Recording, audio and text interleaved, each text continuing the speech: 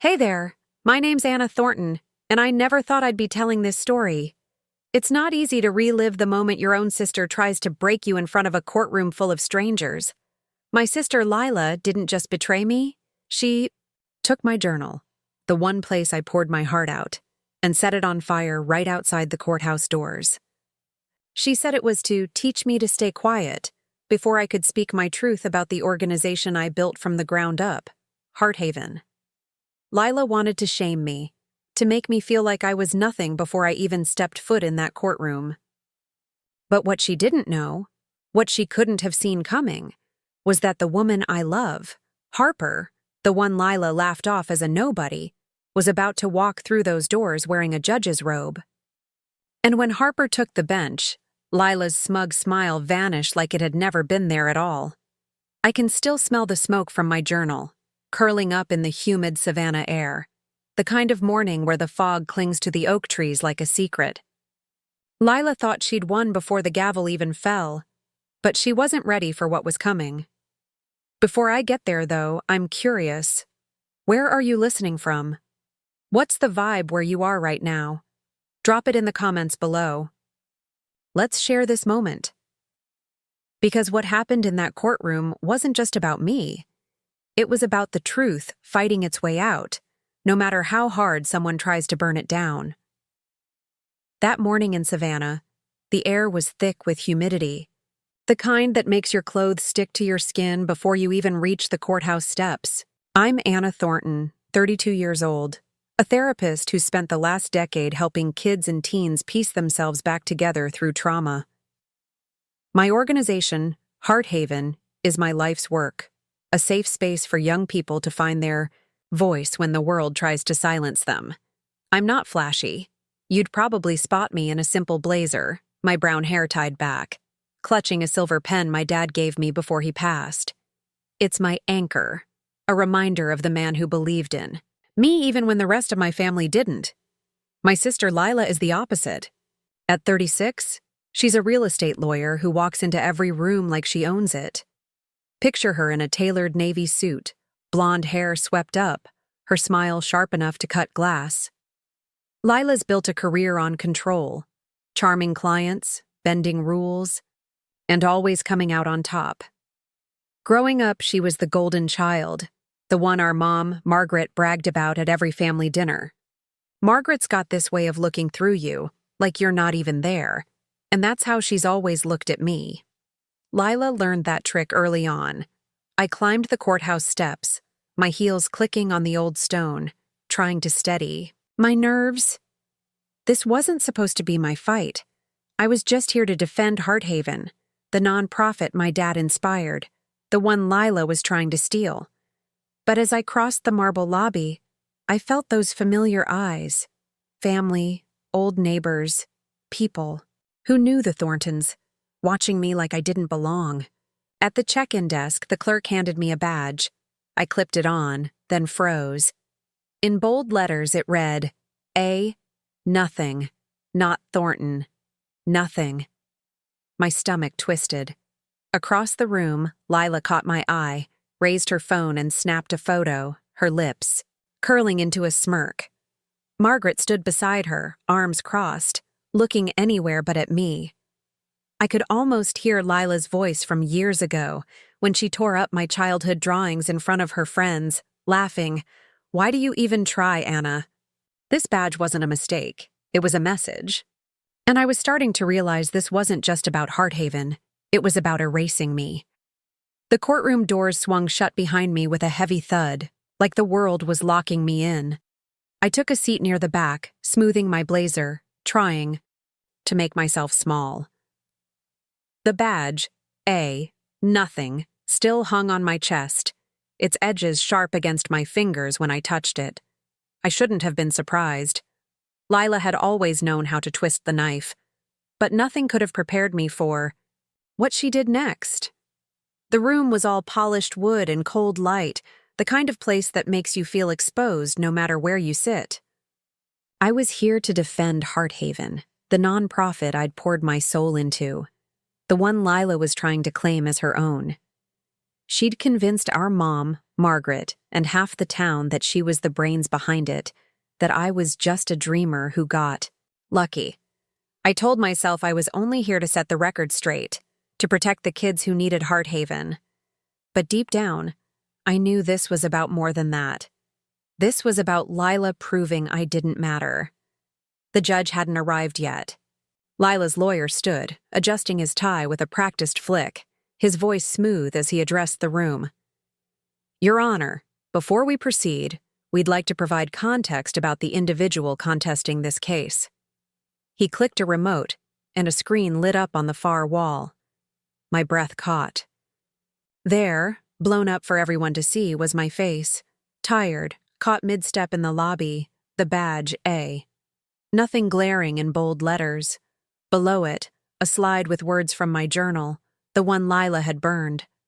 Private thoughts I'd written years.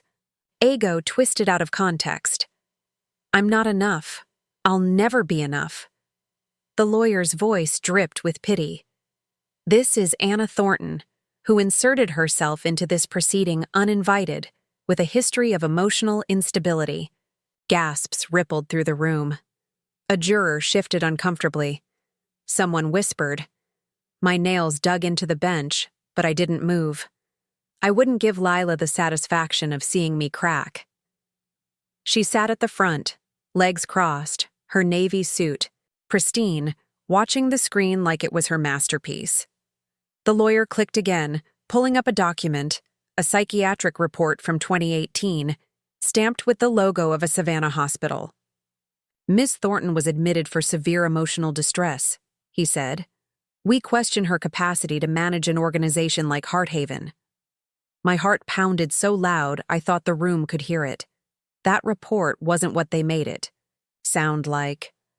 Back in 2018, I was 25, struggling to keep Hearthaven afloat.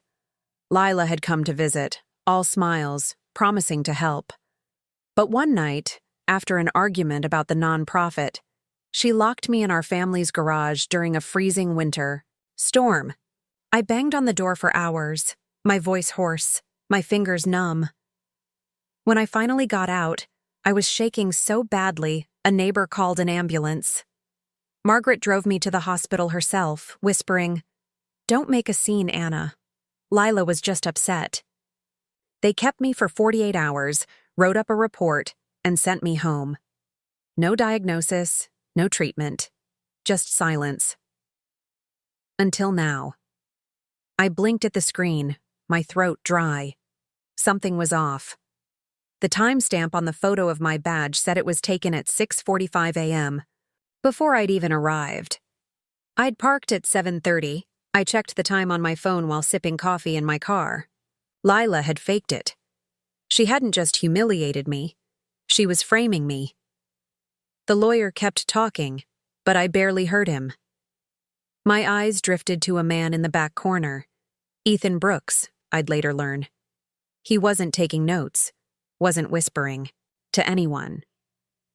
His suit was plain, his posture still, but his gaze was locked on Lila, unblinking, like he was studying a puzzle he'd already solved.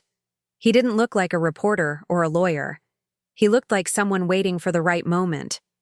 The judge called for a response. I stood, my legs shaky but my voice steady. That report was created without my consent, I said. I was never diagnosed.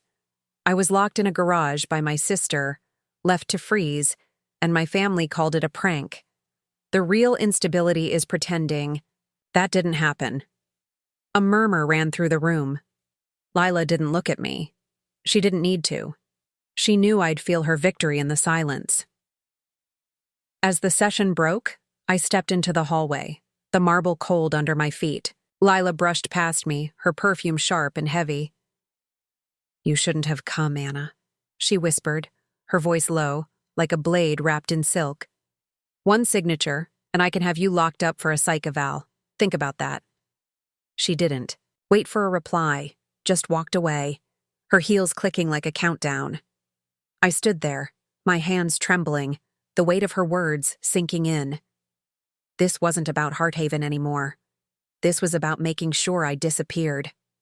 I stood in the courthouse hallway, Lila's threat echoing in my head like a storm that wouldn't quit. One signature and I can have you locked up. Her words weren't loud, but they landed heavy, the kind of quiet power she'd always wielded. My hands shook as I pulled out my phone, my thumb hovering over Harper's name. Harper Quinn, my fiancé, the woman who'd been my rock through every mess life threw at me. Lila had called her a nobody, a small-time lawyer who'd never make it big. I'd always thought Harper was too modest about her work, brushing off questions with a smile and just boring legal stuff. But right then, I needed her steady voice, her belief in me. I typed a message. I don't know if I can do this. Then I deleted it. Instead, I called her. Harper, I said when she picked up, my voice barely above a whisper. I'm ready to fight. I need to file the whistleblower motion. Everything we've got. There was a pause. Then her voice came through calm but fierce. You sure, Anna? This is the big one. I nodded, even though she couldn't see me. I'm sure. I'd been collecting evidence for months, bank statements, emails, anything that showed Lila was siphoning money from Hearthaven. I'd kept it quiet, afraid of what she'd do if she found out. But standing there with the smell of my burned journal still lingering in my memory, I knew silence wasn't an option anymore. I sent Harper the files, my heart racing like I'd just jumped off a cliff. The hallway felt colder now, the marble walls closing in. I didn't know what was coming, but I knew I couldn't let Lila win. Not this time.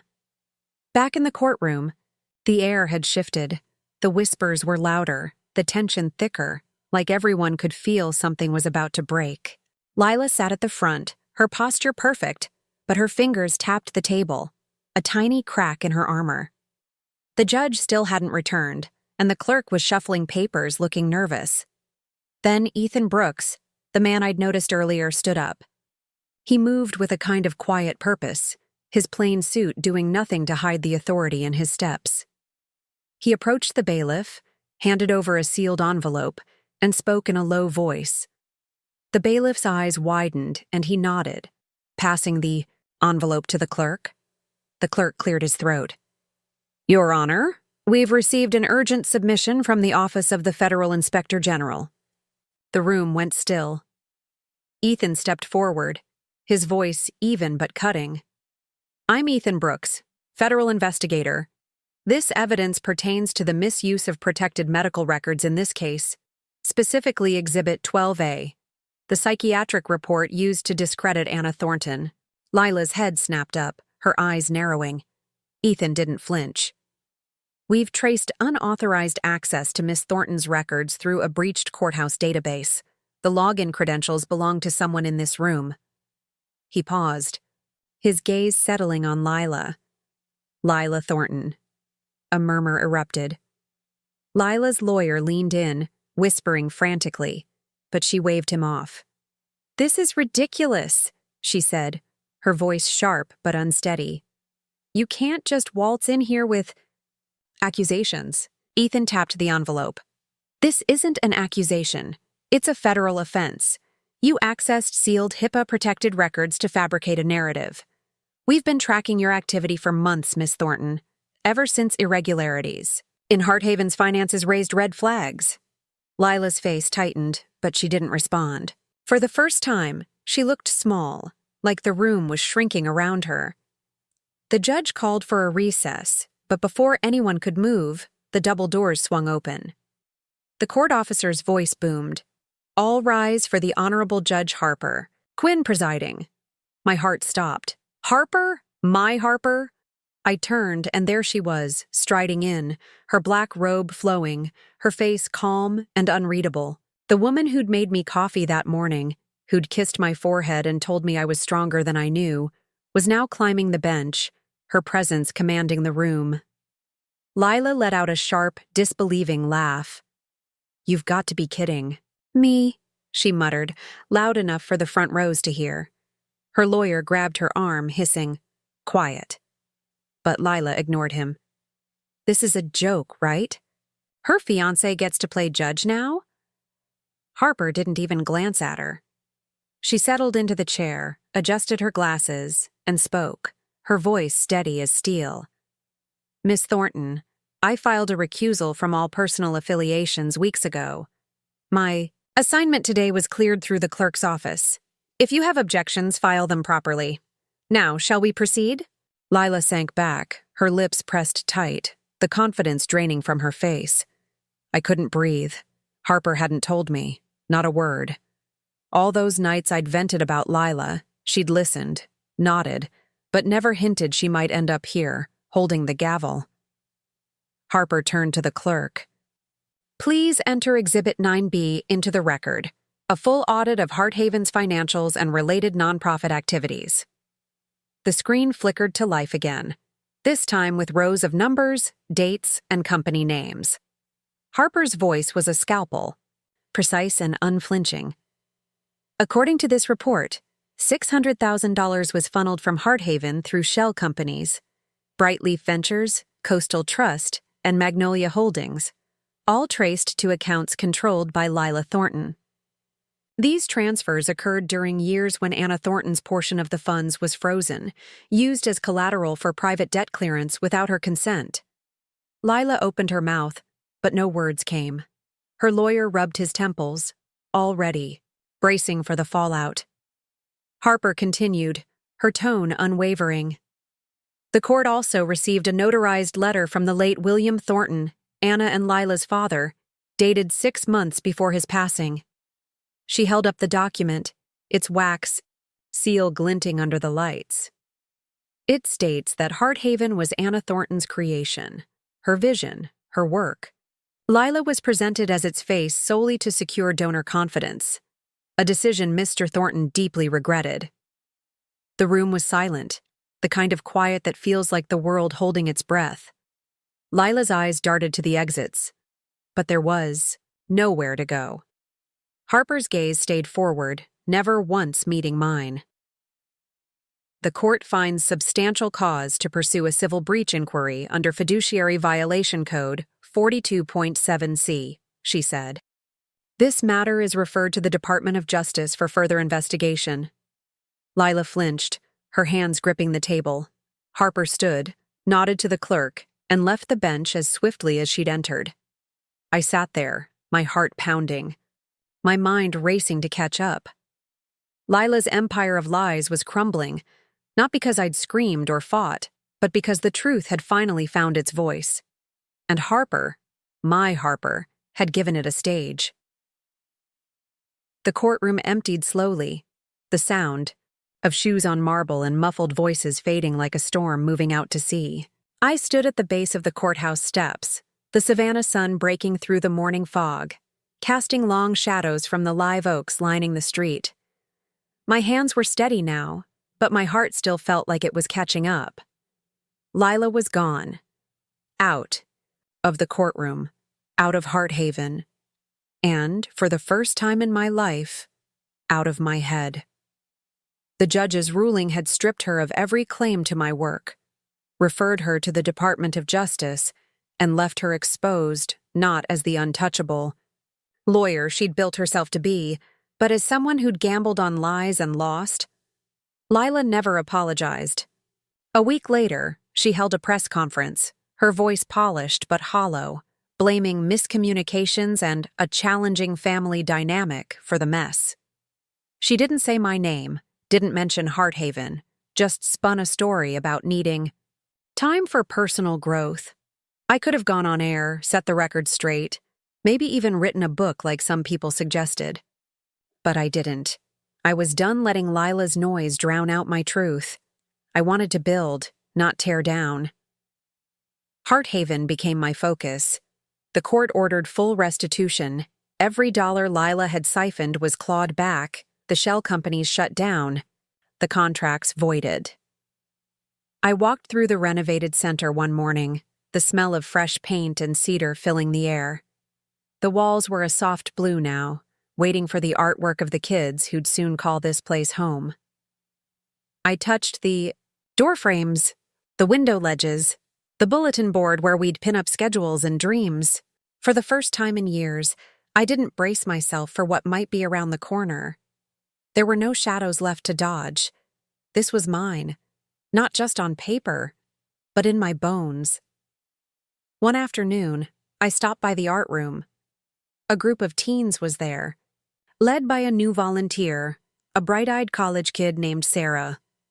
At the far end of the table, a girl, maybe 10 years old, was weaving something with colorful threads, her small hands moving with care. She looked up as I approached, her eyes shy but warm, and held out a handmade bracelet, its beads uneven but strung with love. "For you," she said softly, her voice barely above a whisper. I froze.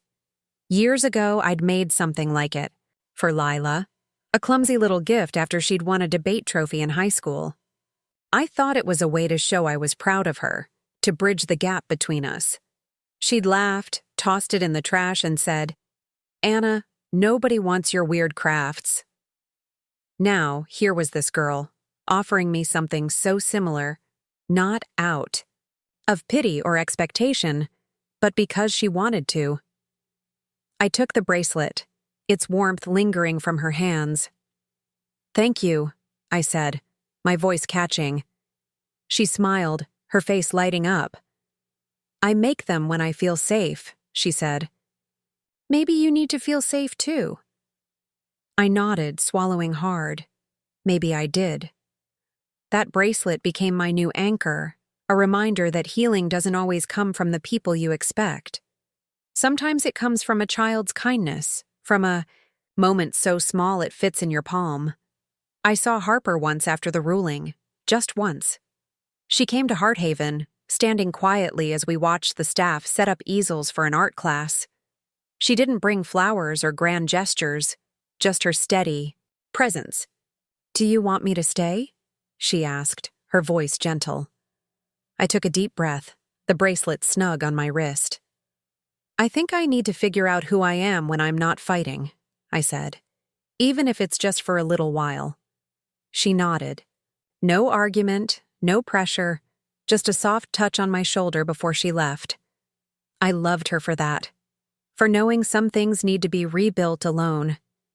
Weeks passed, and the courthouse faded into a quieter corner of my mind, like a scar that doesn't hurt anymore but still tells a story. I stood outside Hearthaven one evening, the Savannah sunset painting the sidewalk in gold, the air thick, with the scent of magnolias. A pair of sparrows danced along the curb, hopping like they were testing the ground for something new. I held the bracelet, its beads catching the light, and felt something shift inside me. I wasn't the girl who'd walked into that courtroom, clutching a badge that called her nothing. I wasn't the sister who'd stayed silent to keep the peace. I was Anna Thornton, the woman who'd built a haven for others, and finally for herself. The truth, I learned, isn't a firework. It's a weight, heavy and unyielding, but once it settles, no one can take it from you. Power isn't about shouting louder or winning bigger. It's about holding your truth until it's too strong to ignore. And healing? It's not a roar or a victory lap. Sometimes it's as quiet as a child's gift, as simple as a bracelet woven with care, whispering that you're allowed to start again. So here's what I've come to believe. The people who try to break you, who burn your words or call you nothing, they don't get to write your story. You do. And sometimes, the bravest thing you can do is let yourself begin again. Not because you won, but because you chose to love yourself enough to try. That's what Hearthaven is for me now.